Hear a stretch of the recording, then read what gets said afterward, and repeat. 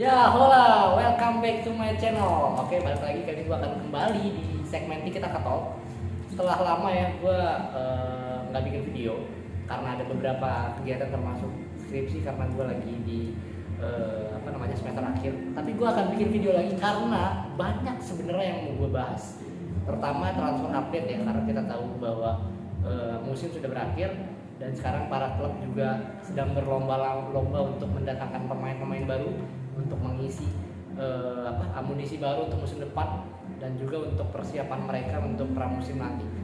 Tapi gue akan bahas khusus Barcelona, dan kita tahu di transfer kali ini benar-benar Barcelona melakukan banyak sekali transfer dan banyak sekali drama. Oke, dari mulai Dembele, dari mulai Rafinha, dari mulai De Jong dan lain-lain, dan Lewandowski juga. Dan gue akan bahas satu persatu. Gue mau bahas satu yang yang poin utamanya dulu. Sebenarnya kan banyak ya netizen di luar sana ya, mungkin juga yang sedikit kesel atau yang mungkin haters juga dari Barcelona, gue nggak tahu, atau mungkin termakan isu, termakan berita, nggak tahu faktanya yang sebagaimana, dan itu menurut gue sangat sangat menarik lah untuk dibahas. Dan gue juga udah berkali-kali juga mencoba untuk komen dari beberapa transfer, beberapa isu itu. Tapi gue akan bahas pertama hal yang menarik itu, kenapa Barcelona bisa mendatangkan banyak pemain, bisa perpanjang kontrak, padahal kita tahu situasi ekonomi Barcelona saat ini sedang anjlok. Bisa dikatakan seperti itu. Banyak kayak orang-orang bilang bangkrut lah, banyak utang, nyicil segala macam. Tapi kok masih bisa melakukan beberapa transfer dan banyak pemain yang mau bermain untuk Barcelona. Oke. Jadi gini, pertama, Barcelona itu saat ini merupakan tim di seluruh dunia, di Eropa khususnya juga, merupakan tim dengan utang terbanyak. Oke. Tim dengan utang terbanyak. Tapi ada tapinya, bahwa Barcelona bukan tim yang miskin. Jadi lu harus bedakan tim yang terancam bangkrut sama tim yang miskin. Karena kalau lu terancam bangkrut, bukan berarti lu miskin, bukan berarti lu nggak punya uang. Oke. Barcelona itu kan kita tahu di era Bartomeu ya. Gue nyinggung era Bartomeu karena emang poin utamanya ya sebab akibatnya ya di era Bartomeu ini, dimana di 2017 kita ingat Neymar keluar dengan salah satu transfer termahal pada masanya. Dia jor-joran nih Bartomeu, beli Griezmann, beli Coutinho, beli Dembele dengan harga yang gak murah dan dengan gaji yang gak sedikit gitu. Dan akhirnya kita tahu sendiri, Griezmann dijual lagi ke Atletico di loan sekarang, Coutinho dijual cuman 25 atau 30 juta ke Aston Villa, dan Dembele sekarang akhirnya baru perpanjang kontrak. Tapi kan kita tahu lebih banyak cederanya daripada mainnya Dembele. Nggak terlalu terlihat lah, belum terlalu terlihat, walaupun kita tahu Dembele punya kualitas, punya talenta yang cukup bagus, dan dia menunjukkan musim lalu setelah dia cedera, dia mampu comeback lagi untuk jadi salah satu pemain penting buat Barcelona. Tapi gini, apa yang dilakukan oleh Bartomeu itu dia seakan-akan melakukan segala cara supaya tim ini bisa menjadi tim yang hebat. Gue tahu itu, cuman caranya yang salah di mana kita tahu dia beli Griezmann itu kalau nggak salah sampai 120 atau berapa, pokoknya udah nyampe angka 100 lah. Begitupun juga dengan Coutinho. Coutinho itu merupakan playmaker termahal pada masanya. Gue nggak tahu sekarang masih yang termahal juga atau enggak, soalnya seingat gue Kevin De Bruyne itu di angka 90-100 masih. Jadi kalau kita lihat harga Coutinho, mungkin pada saat itu Coutinho lebih mahal daripada De Bruyne. Tapi kita lihat apa yang terjadi, dia nggak bisa berkembang, bukan untuk bermain di level Barcelona dia belum mencapai itu. Tidak sejalan lah, beda dengan ketika Barca punya Neymar, Barcelona punya Suarez. Begitupun juga dengan Griezmann yang diharapkan bisa menjadi salah satu pemain bintang, tapi ya so-so aja karena dia di loan ke Atletico Madrid. Nah, ditambah lagi pandemi kita tahu tiketing nggak ada penonton, sponsor juga berkurang, sehingga keuangan ini semakin terlihat menipis, ya kan? Karena ya itu tadi boros, terlalu boros. Ya kita nggak ada yang tahu kan pandemi ini seperti apa. Cuman kalau misalkan era Bartomeu lebih bijak lagi, mungkin Barcelona nggak akan mengalami krisis seperti ini. Oke, nah terus kan orang nanya sekarang nih, uangnya dari mana, gitu kan? Nyicil kah, utang kah, bangkrut kah, utang masih banyak, bla bla bla segala macam. Oke. Secara logika ya, bukan secara logika ya. Kalau lu pahamin dan lu tahu Barcelona bahwa sebuah klub itu tidak hanya dilihat dari jumlah pendapatan uangnya aja. Dalam artian kita bicara at least Barcelona sekarang punya dana misalkan ya 300 juta. Enggak itu doang gitu loh. Kalau misalkan dia pakai buat gaji pemain, dia beli untuk beli pemain, bayar utang, bukan berarti dia miskin. Terancam bangkrut, iya, karena uang-uang tersebut bisa habis. Tapi lo harus tahu bahwa sebuah klub itu juga punya yang namanya aset, stadion, sponsor, Barca Studio, sekarang juga TV rights, dan itu yang dilakukan oleh manajemen Laporta sekarang. Bagaimana caranya supaya Barca ini bisa back lagi tuh perform, bisa kembali menjadi salah satu klub yang ditakuti. Bagaimana caranya? Yaitu Barcelona harus mendatangkan pemain-pemain yang berkualitas, pemain-pemain top, pemain-pemain yang bisa menggendong tim ini, bisa mengangkat tim ini lagi untuk kembali ke level terbaiknya, ya kan? Nah, butuh uang dong. Nah, dari mana uang itu? Nah, tadi gue bilang penjualan TV rights berapa persen, Barca Studios, terus terakhir juga tuas ekonomi kemungkinan akan dilakukan lagi untuk backstreet. Ada salah satu perusahaan juga korporasi dengan Barca. Jadi menurut gua banyak hal yang bisa dilakukan oleh Barcelona untuk menghasilkan income lagi gitu. Mungkin orang bakal bilang ya elah dapat uang kan karena jual ini, karena menyewain buat acara nikahan bisa di Camp Nou, buat main fun football bisa di Camp Nou. Cuman menurut gua nggak ada masalah karena memang itu jalan satu-satunya, itu solusinya. Dan jadi ya apa boleh buat, gak masalah dong. Dan buktinya dengan penjualan hak siar dan juga Barca Studio, Barca bisa menghasilkan uang 300 sampai 700 juta. Dan bahkan tuas ekonomi nanti kalau diaktifkan lagi itu bisa sampai 800 juta. Ya, kalau nggak salah. Pokoknya kisaran 400 sampai 800 juta itu Barca bisa dapatkan lah income. Nah, dana ini kan bisa dipakai buat gaji, buat beli pemain, ya kan? Jadi yang menurut gua Barcelona sudah menemukan solusi agar mereka tidak bangkrut. Utang memang ada utang, cuman kan sebuah klub punya utang itu bukan berarti dia akan bangkrut. Contohnya negara deh, Amerika itu merupakan salah satu negara dengan utang terbesar, tapi dia bangkrut enggak. Kenapa? Karena banyak yang investasi di dia, populasinya banyak. Jadi banyak faktor yang membuat klub ini tetap bertahan gitu loh. Nama besar Barcelona juga menjadi salah satu acuan bahwa tim ini nggak akan pernah bangkrut. Gua nggak tahu ya, gua bukan paranormal, namun menurut gua bangkrut gua rasa enggak. Tapi kalau terancam iya. Tapi sekarang Barcelona sudah ada solusinya. Oke. Nah ini sebenarnya poin penting yang mau gue jelasin gitu. Jadi jangan ikut-ikutan ngomong Barca bangkrut segala macam. Ya, gua nggak menyalahkan kalian atau apa, cuman maksud gua Barcelona udah ada solusinya nih dari ini gitu. Dan akhirnya mereka bisa kontrak Dembele sampai 2024, bisa datang Christensen, bisa datang Kessie, Lewandowski juga mau datang juga, Rafinha juga udah deal. Jadi menurut gue ya nggak ada masalah bahwa tim ini akan kembali gitu.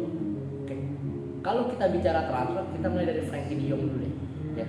Kita mulai dari Frenkie de Jong dulu, di mana de Jong ini punya dua opsi.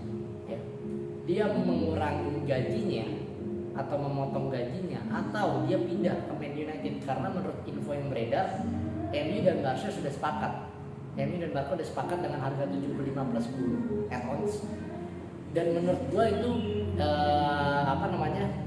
transaksi yang bagus untuk Barcelona. Karena kalau misalkan dia jual de Jong, dia bisa datangkan Bernardo Silva. Apakah Bernardo Silva mau? Gue juga nggak tahu.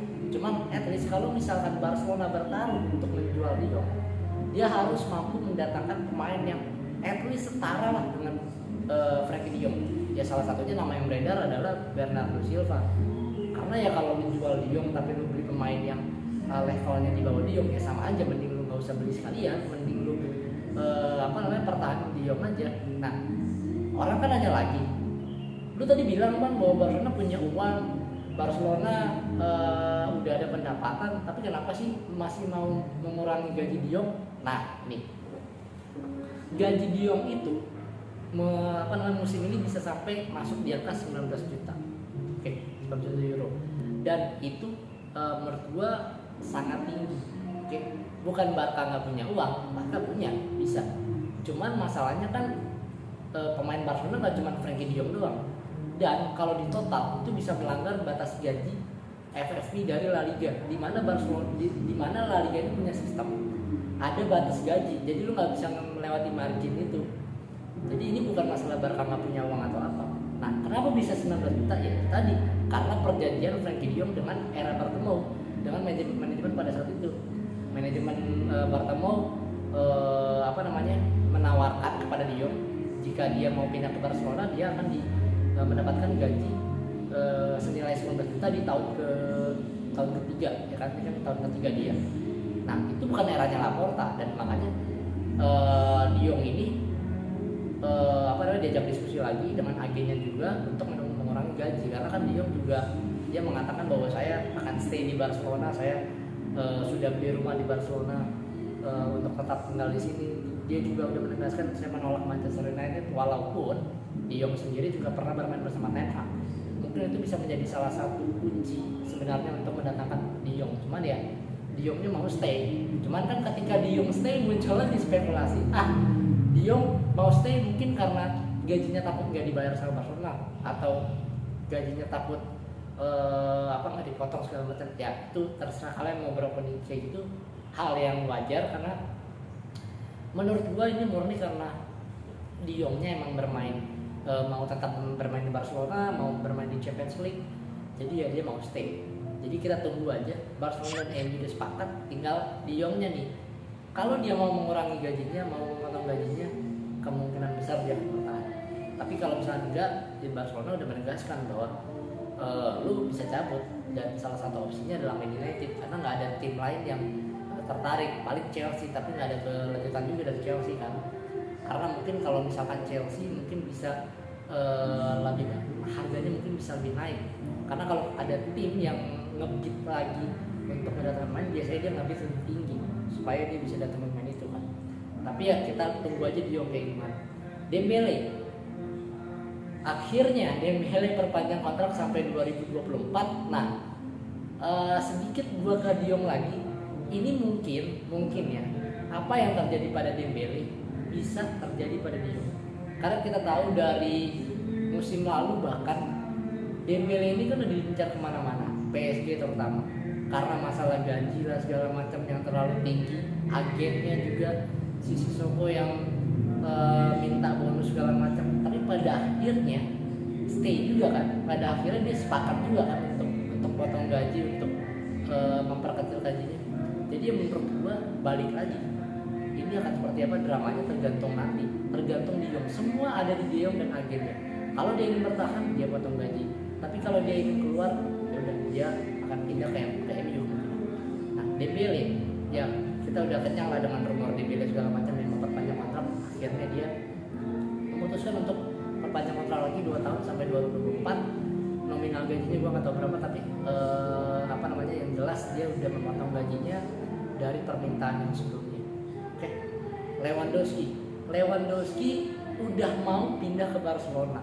Hatinya sudah di Barcelona, dimana pada saat training kemarin di Munchen dia kelihatan benar-benar kecewa banget ya sama manajemen Munchen. Tapi ya kalau kita bilang ini salah Munchen, ya gua rasa nggak salah Munchen juga sih, karena ya kita tahu Lewandowski merupakan salah satu bintang dari Bayern Munchen. Dia juga merupakan legend juga dari Munchen, mungkin sudah dianggap menjadi salah satu ya kayak Messi di Barca dulu lah. Jadi ya istilahnya mungkin Munchen ini pengen banget mempertahankan Lewa. Tapi kalau misalkan memang sudah nggak bisa, ya gue harus jual dengan harga yang setara dengan kualitas dia. Cuman ya gue sebagai fans Barcelona berharap bahwa ini cepat diselesaikan ya, karena kasihan Lewandowski juga kan, istrinya juga udah di Barcelona bersama keluarganya untuk beli rumah segala macam. Jadi ya mungkin kemungkinan hari Jumat ini atau besok Lewandowski akan sepakat ke Barcelona. Ini kan tinggal masalah antara dua tim ini ya, Barcelona sama Munchen. Dan Munchen juga menegaskan bahwa dia berharap ada orang dari internal manajemen Barca yang datang langsung ke Munchen untuk menyelesaikan ini, karena mereka kan juga akan berpramusim, begitu pun juga dengan Barcelona. Jadi mungkin akan mempercepat ini, kemungkinan di angka 50 juta sampai 60 juta. Oke. Terus kita ke Rafinha. Ya kita tahu sendiri bahwa Rafinha lagi-lagi pemain menginginkan bermain di Barcelona. Oke. Rafinha menolak Chelsea walaupun Chelsea sudah sepakat dengan Leeds. Akhirnya ketikung karena Deco juga merupakan salah satu legend dari Barcelona juga. Dia mempunyai andil yang besar dari kepindahan Rafinha. Apakah Rafinha akan sukses di Barcelona? Gua nggak tahu. Gua nonton Premier League, gua nonton Leeds beberapa kali dan memang top playernya Rafinha. Ya kita tahu sendiri bahwa pemain-pemain Brazil itu kan terkenal dengan dribbling-dribblingnya, apalagi bermain di side winger. Itu mungkin bisa menjadi salah satu kelebihan dari Rafinha yang bisa diterapkan di Barcelona. Kalau kita tahu Neymar, kita tahu Ronaldinho, itu mungkin bisa semoga aja Rafinha bisa menjadi penerus dia. Jadi kita tunggu aja Rafinha akan bergabung dengan Barcelona di tur pramusim di US. Kita akan tunggu mainnya kayak gimana. Kalau gue sudah ketebak dia akan main di kanan atau main di kiri. Jadi mungkin bisa Dembele, Lewandowski, Rafinha, atau mungkin dia bisa ganti-gantian sama Dembele. Jadi dia bisa rotasi aja. Banyak opsi yang bisa dilakukan oleh Xavi. Dia tinggal apakah Rafinha ini bisa berkembang, apakah Rafinha ini bisa sesuai dengan value-nya. Karena 58 juta itu menurut gue termasuk mahal ya untuk pemain yang belum terbukti. Dia kan baru 2 musim di Leeds. Sebelumnya dia main di Porto, ya pemain sama seperti pemain Brazil yang lain, mengandalkan skill individu dan juga dribblingnya. Oke, mungkin itu yang bisa gue bahas dulu. Kita tunggu Lewandowski kemungkinan minggu ini atau minggu depan. Selanjutnya Barca akan fokus juga ke Koundé, karena ya kita tahu Koundé juga udah sepakat ke Barcelona verbal, tapi tinggal sama Sevilla kemungkinan akan dibayar sama Barcelona dengan tambahan Memphis Depay atau Des. Cuman gue sih lebih berharap Depay, karena kalau Des mungkin Barcelona masih butuh untuk right back. Tapi kalau Depay kan kita tahu Barcelona kalau Lewandowski masuk juga mungkin udah ada Ansu Fati, Rafinha, Dembele, Collado juga belum tahu nasibnya kayak gimana. Jadi mungkin menurut gue Depay yang dimasuk. Cuman ya kita nggak tahu Depay-nya mau apa enggak kan gitu kan masalahnya. Jadi ya mungkin kedua yang bisa gue sampaikan, buat fans Barcelona harus jauh lebih bersabar lagi. Mungkin Barcelona musim ini masih akan nggak jauh beda mungkin sama musim lalu, tapi gue rasa mungkin gue yakin akan ada perkembangan musim ini. Jadi kita tonton. Oke, itu aja dari gue. See you in next video. Thanks for watching.